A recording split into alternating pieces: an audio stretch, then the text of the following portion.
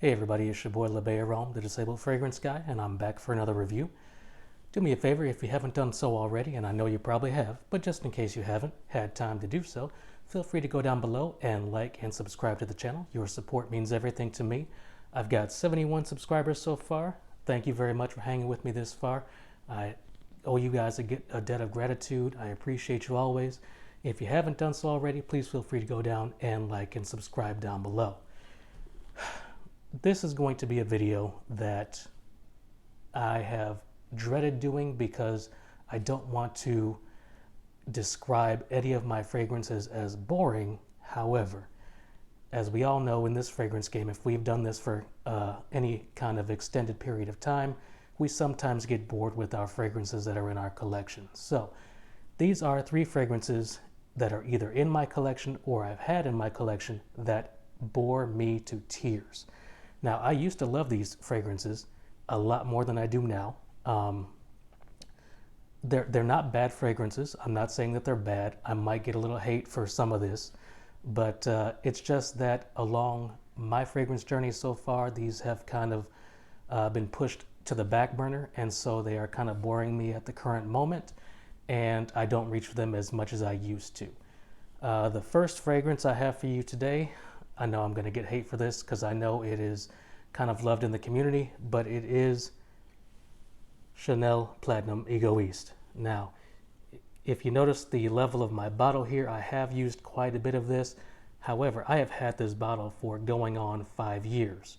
So this has taken a back seat to other fragrances in my collection. Egoiste came out in 1993. So when I was a freshman in high school, Egoiste came out into the market. The perfumer is Jacques Polge. It's described as a woody floral musk, and unfortunately, it is boring the hell out of me right now.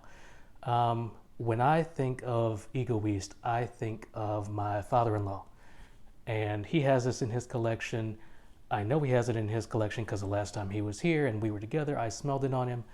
I don't want to smell like my father-in-law. So this has taken a back seat to other fragrances in my collection. It's kind of boring me right now. It doesn't mean I won't get back into it or pull it out for an occasion of some sort, but it is kind of boring me right now as I have other things that are in my collection that I tend to pull for more than Egoiste.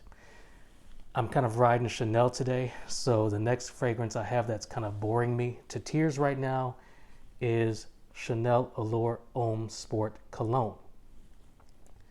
Now, I was mistaken when I purchased this fragrance. I saw a review, I'm not going to say which reviewer, but I saw a review on YouTube and they propped this fragrance up to the highest of the highs, and I figured, okay, well, I like Chanel Allure Homme Sport, so this is going to be a fresher take on that. Wrong. Wrong, wrong, wrong. I could not have been more wrong. This smells like Dior Homme Cologne. This is Dior Homme Cologne in a Chanel bottle. Period, point blank, full stop. And I got this bottle maybe 2.5, 3 years ago. You can see just how much I haven't used. It's not that it's a bad fragrance. I'm not saying it's a bad fragrance. It's a fresh, out of the shower, summer fragrance that I'm sure someone will love, someone will appreciate. That person is not me, because if I wanted Dior Homme Cologne, I would have purchased Dior Homme Cologne, and I like Dior Homme Cologne better than I like Chanel Allure Homme Sport Cologne. This was a massive fail for me. I have actually tried to sell this bottle online. No one wants it. I'm sorry, Chanel. You guys know that you have some bangers in your portfolio. This Chanel Allure Homme Sport Cologne feels like a complete and total money grab to me. I do not like it. I do not appreciate it. And if someone else wants it, feel free to contact me. Leave a comment down below. We can work out details and all that stuff. Yeah, so that's a hard pass for me. The last fragrance I have, I thought I was going to love it. I thought I was going to love it. There are some reviewers that absolutely praised this fragrance, and I could not have been more wrong. Maybe it just doesn't work on my skin. I don't know. but it is Tiziano Terenzi Spirito Fiorentino. Now, I am not Italian. I probably massacred that. I apologize if I did.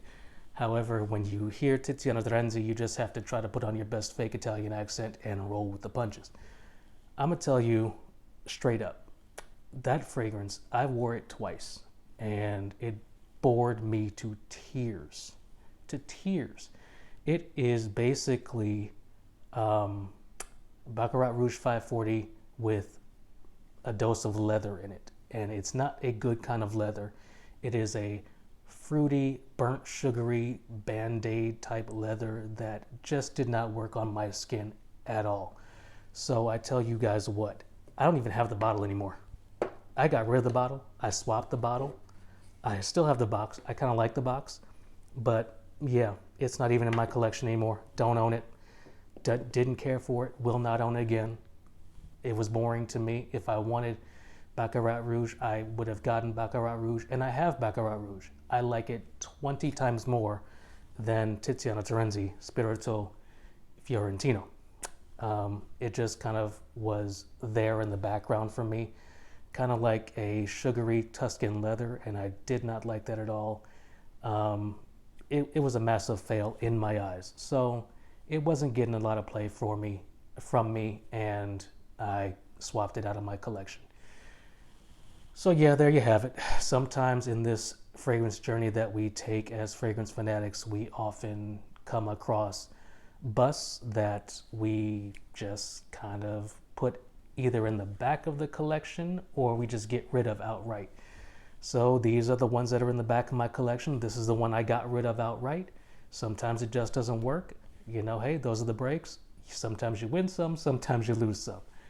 All right, guys, thank you very much. If you like this video, please feel free to go down below, like, and subscribe to the channel. Your support, as always, does mean everything to me, and I will catch you next time. Have a good one.